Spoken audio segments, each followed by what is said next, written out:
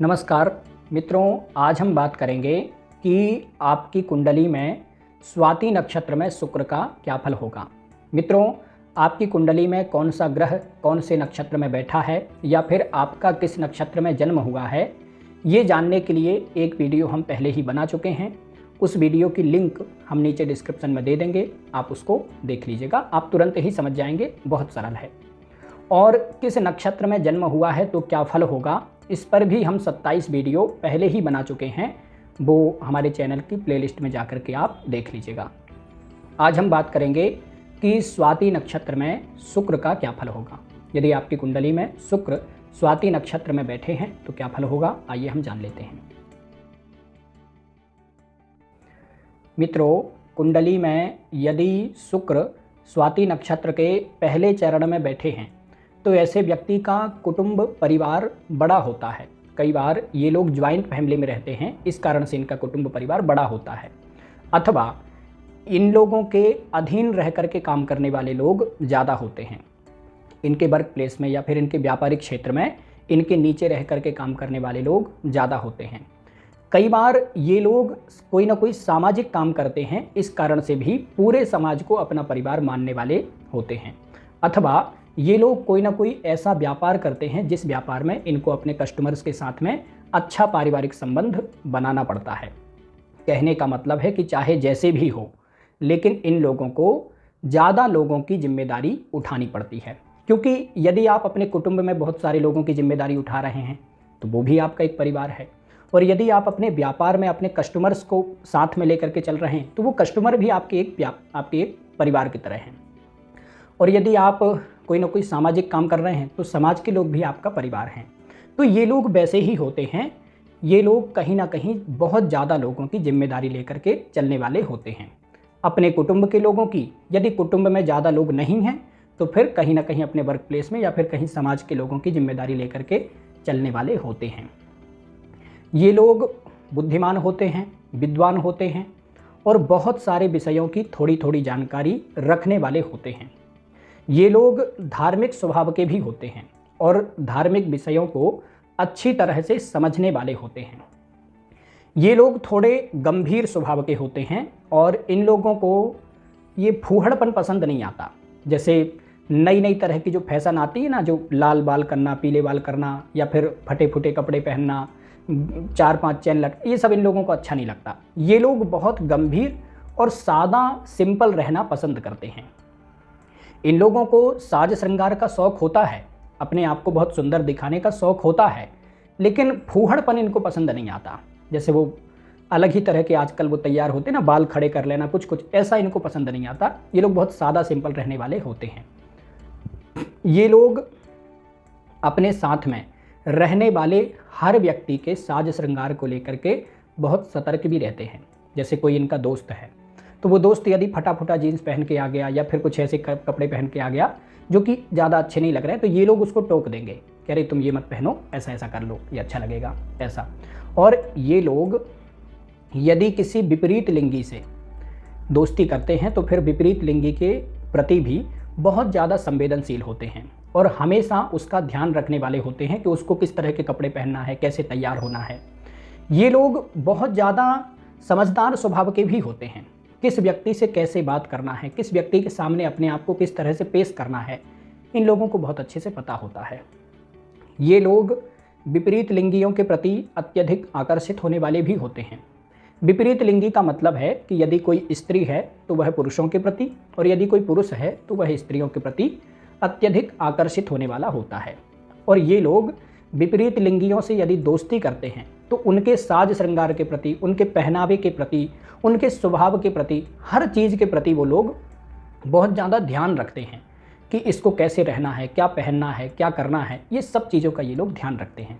मतलब बोझ नहीं बनते उसके ऊपर, लेकिन प्रेम से ही उसको ध्यान रखते हैं कि हाँ उसको ऐसा करना चाहिए, उसको ऐसा करना चाहिए। इस तरह से ये लोग चलने वाले होते हैं। ये लोग रसिक मिजाज के भी होते हैं। इन लोगों को नए नए तरह के खाने का शौक़ होता है, नई नई जगहों पर घूमने का शौक़ होता है। और ये लोग थोड़े स्वतंत्र विचारधारा के भी होते हैं, निरंकुश स्वभाव के होते हैं। कोई व्यक्ति इनके ऊपर ज़्यादा लगाम लगाए या फिर कोई व्यक्ति इनको बार बार उंगली करे तो इन लोगों को अच्छा नहीं लगता। ये लोग स्वतंत्र रहने वाले होते हैं कि हम जो कर रहे हैं अच्छा कर रहे हैं। अब दूसरे को खराब लग रहा है तो वो हमारी बातों को ना माने या ना करे, इस तरह के स्वभाव के ये लोग होते हैं और बहुत साधारण जीवन जीने वाले होते हैं।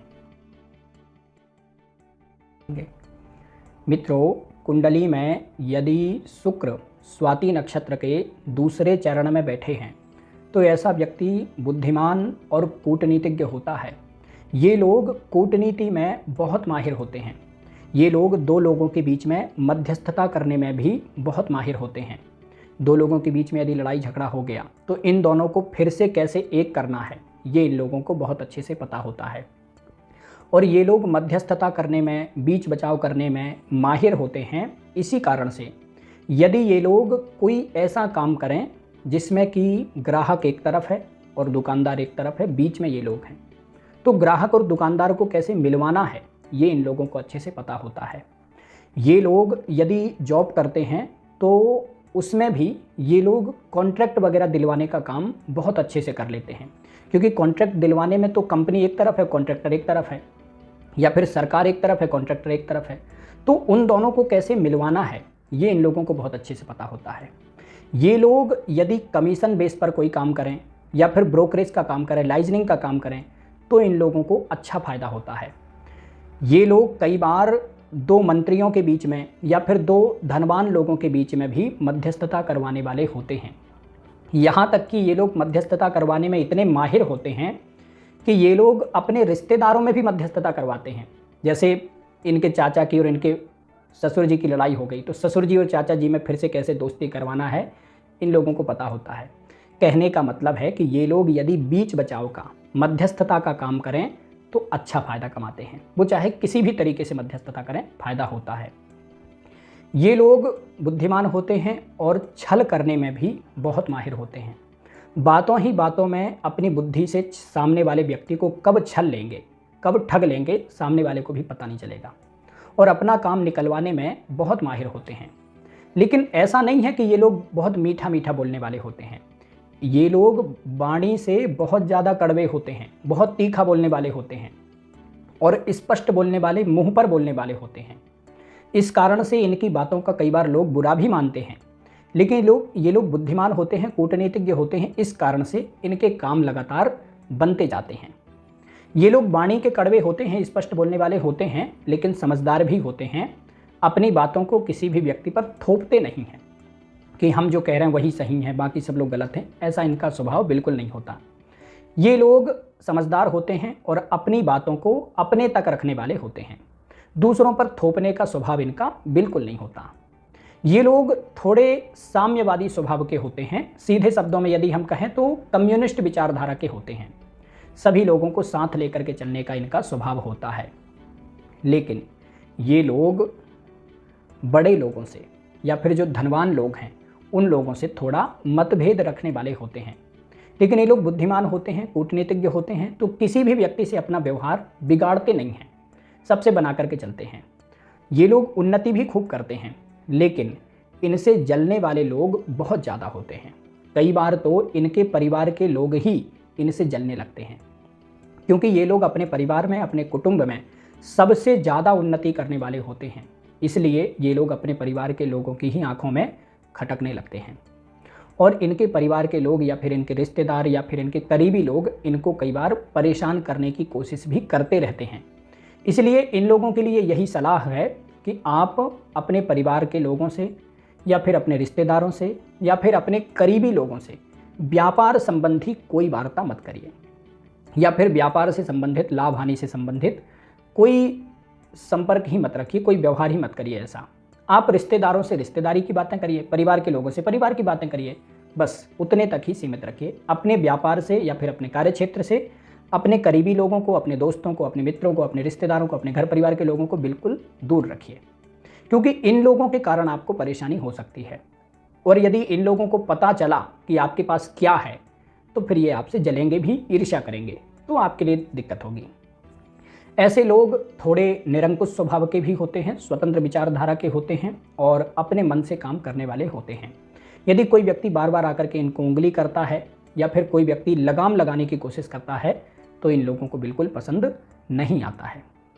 मित्रों, यदि आपकी कुंडली में शुक्र स्वाति नक्षत्र के दूसरे या फिर तीसरे चरण में बैठे हैं तो आप दुर्गा जी की उपासना करिए, आपको लाभ होगा। मित्रों, कुंडली में यदि शुक्र स्वाति नक्षत्र के तीसरे चरण में बैठे हैं तो ऐसा व्यक्ति बुद्धिमान और कूटनीतिज्ञ होता है। ये लोग कूटनीति में बहुत माहिर होते हैं। ये लोग दो लोगों के बीच में मध्यस्थता करने में भी बहुत माहिर होते हैं। दो लोगों के बीच में यदि लड़ाई झगड़ा हो गया तो इन दोनों को फिर से कैसे एक करना है, ये इन लोगों को बहुत अच्छे से पता होता है। और ये लोग मध्यस्थता करने में, बीच बचाव करने में माहिर होते हैं। इसी कारण से यदि ये लोग कोई ऐसा काम करें जिसमें कि ग्राहक एक तरफ है और दुकानदार एक तरफ है, बीच में ये लोग हैं, तो ग्राहक और दुकानदार को कैसे मिलवाना है ये इन लोगों को अच्छे से पता होता है। ये लोग यदि जॉब करते हैं तो उसमें भी ये लोग कॉन्ट्रैक्ट वगैरह दिलवाने का काम बहुत अच्छे से कर लेते हैं, क्योंकि कॉन्ट्रैक्ट दिलवाने में तो कंपनी एक तरफ है, कॉन्ट्रैक्टर एक तरफ है, या फिर सरकार एक तरफ है, कॉन्ट्रैक्टर एक तरफ है, तो उन दोनों को कैसे मिलवाना है ये इन लोगों को बहुत अच्छे से पता होता है। ये लोग यदि कमीशन बेस पर कोई काम करें या फिर ब्रोकरेज का काम करें, लाइजनिंग का काम करें, तो इन लोगों को अच्छा फ़ायदा होता है।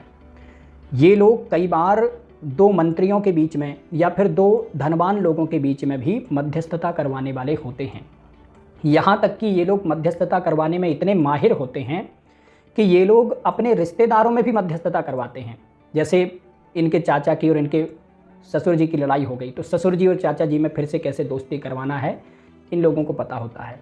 कहने का मतलब है कि ये लोग यदि बीच बचाव का, मध्यस्थता का काम करें तो अच्छा फ़ायदा कमाते हैं। वो चाहे किसी भी तरीके से मध्यस्थता करें, फ़ायदा होता है। ये लोग बुद्धिमान होते हैं और छल करने में भी बहुत माहिर होते हैं। बातों ही बातों में अपनी बुद्धि से सामने वाले व्यक्ति को कब छल लेंगे, कब ठग लेंगे, सामने वाले को भी पता नहीं चलेगा, और अपना काम निकलवाने में बहुत माहिर होते हैं। लेकिन ऐसा नहीं है कि ये लोग बहुत मीठा मीठा बोलने वाले होते हैं। ये लोग वाणी से बहुत ज़्यादा कड़वे होते हैं, बहुत तीखा बोलने वाले होते हैं और स्पष्ट बोलने वाले, मुंह पर बोलने वाले होते हैं। इस कारण से इनकी बातों का कई बार लोग बुरा भी मानते हैं, लेकिन ये लोग बुद्धिमान होते हैं, कूटनीतिज्ञ होते हैं। इस कारण से इनके काम लगातार बनते जाते हैं। ये लोग वाणी के कड़वे होते हैं, स्पष्ट बोलने वाले होते हैं, लेकिन समझदार भी होते हैं। अपनी बातों को किसी भी व्यक्ति पर थोपते नहीं हैं कि हम जो कह रहे हैं वही सही है, बाकी सब लोग गलत हैं। ऐसा इनका स्वभाव बिल्कुल नहीं होता। ये लोग समझदार होते हैं और अपनी बातों को अपने तक रखने वाले होते हैं। दूसरों पर थोपने का स्वभाव इनका बिल्कुल नहीं होता। ये लोग थोड़े साम्यवादी स्वभाव के होते हैं। सीधे शब्दों में यदि हम कहें तो कम्युनिस्ट विचारधारा के होते हैं।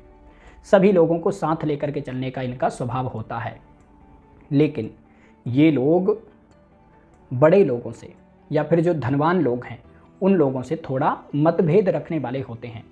लेकिन ये लोग बुद्धिमान होते हैं, कूटनीतिज्ञ होते हैं, तो किसी भी व्यक्ति से अपना व्यवहार बिगाड़ते नहीं हैं, सबसे बना करके चलते हैं। ये लोग उन्नति भी खूब करते हैं, लेकिन इनसे जलने वाले लोग बहुत ज़्यादा होते हैं। कई बार तो इनके परिवार के लोग ही इनसे जलने लगते हैं, क्योंकि ये लोग अपने परिवार में, अपने कुटुंब में सबसे ज़्यादा उन्नति करने वाले होते हैं। इसलिए ये लोग अपने परिवार के लोगों की ही आंखों में खटकने लगते हैं और इनके परिवार के लोग या फिर इनके रिश्तेदार या फिर इनके करीबी लोग इनको कई बार परेशान करने की कोशिश भी करते रहते हैं।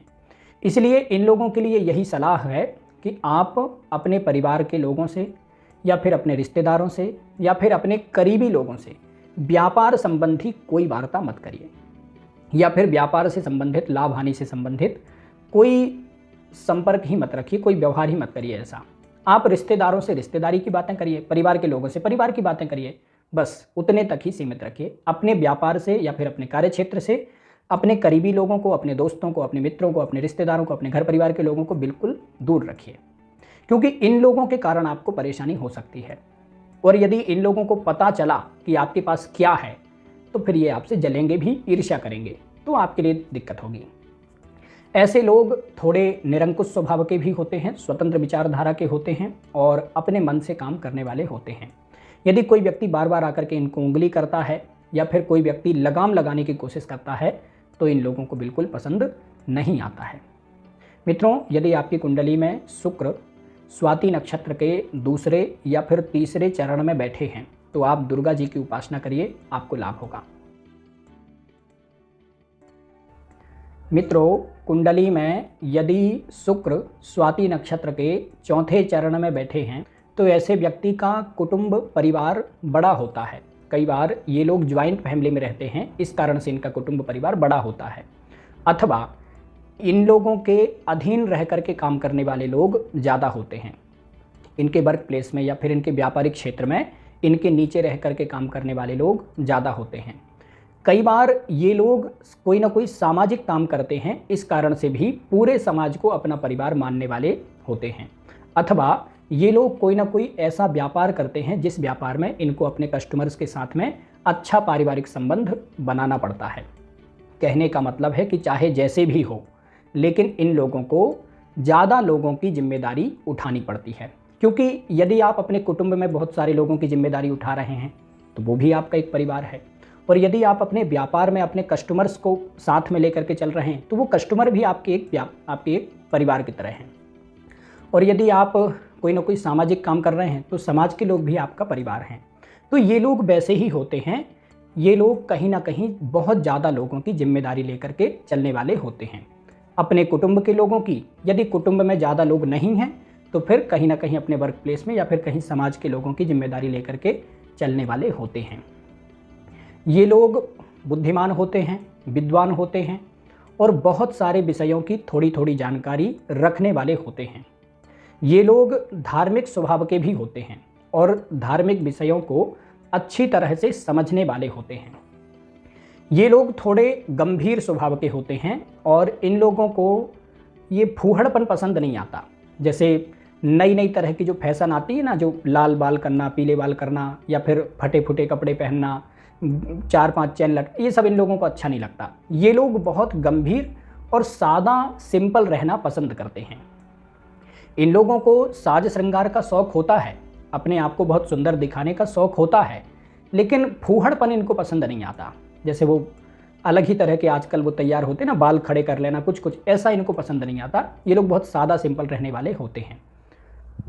ये लोग अपने साथ में रहने वाले हर व्यक्ति के साज श्रृंगार को लेकर के बहुत सतर्क भी रहते हैं। जैसे कोई इनका दोस्त है तो वो दोस्त यदि फटा फटा जीन्स पहन के आ गया या फिर कुछ ऐसे कपड़े पहन के आ गया जो कि ज़्यादा अच्छे नहीं लग रहे हैं, तो ये लोग उसको टोक देंगे कि अरे तुम ये मत पहनो, ऐसा ऐसा कर लो, ये अच्छा लगेगा, ऐसा। और ये लोग यदि किसी विपरीत लिंगी से दोस्ती करते हैं तो फिर विपरीत लिंगी के प्रति भी बहुत ज़्यादा संवेदनशील होते हैं और हमेशा उसका ध्यान रखने वाले होते हैं कि उसको किस तरह के कपड़े पहनना है, कैसे तैयार होना है। ये लोग बहुत ज़्यादा समझदार स्वभाव के भी होते हैं। किस व्यक्ति से कैसे बात करना है, किस व्यक्ति के सामने अपने आप को किस तरह से पेश करना है, इन लोगों को बहुत अच्छे से पता होता है। ये लोग विपरीत लिंगियों के प्रति अत्यधिक आकर्षित होने वाले भी होते हैं। विपरीत लिंगी का मतलब है कि यदि कोई स्त्री है तो वह पुरुषों के प्रति, और यदि कोई पुरुष है तो वह स्त्रियों के प्रति अत्यधिक आकर्षित होने वाला होता है। और ये लोग विपरीत लिंगियों से यदि दोस्ती करते हैं तो उनके साज श्रृंगार के प्रति, उनके पहनावे के प्रति, उनके स्वभाव के प्रति, हर चीज़ के प्रति वो लोग बहुत ज़्यादा ध्यान रखते हैं कि इसको कैसे रहना है, क्या पहनना है, क्या करना है, ये सब चीज़ों का ये लोग ध्यान रखते हैं। मतलब बोझ नहीं बनते उसके ऊपर, लेकिन प्रेम से ही उसको ध्यान रखते हैं कि हाँ उसको ऐसा करना चाहिए, उसको ऐसा करना चाहिए। इस तरह से ये लोग चलने वाले होते हैं। ये लोग रसिक मिजाज के भी होते हैं। इन लोगों को नए नए तरह के खाने का शौक़ होता है, नई नई जगहों पर घूमने का शौक़ होता है। और ये लोग थोड़े स्वतंत्र विचारधारा के भी होते हैं, निरंकुश स्वभाव के होते हैं। कोई व्यक्ति इनके ऊपर ज़्यादा लगाम लगाए या फिर कोई व्यक्ति इनको बार बार उंगली करे तो इन लोगों को अच्छा नहीं लगता। ये लोग स्वतंत्र रहने वाले होते हैं कि हम जो कर रहे हैं अच्छा कर रहे हैं, अब दूसरे को खराब लग रहा है तो वो हमारी बातों को ना माने या ना करे। इस तरह के स्वभाव के ये लोग होते हैं और बहुत साधारण जीवन जीने वाले होते हैं। मित्रों, आज के लिए बस इतना ही। नमस्कार।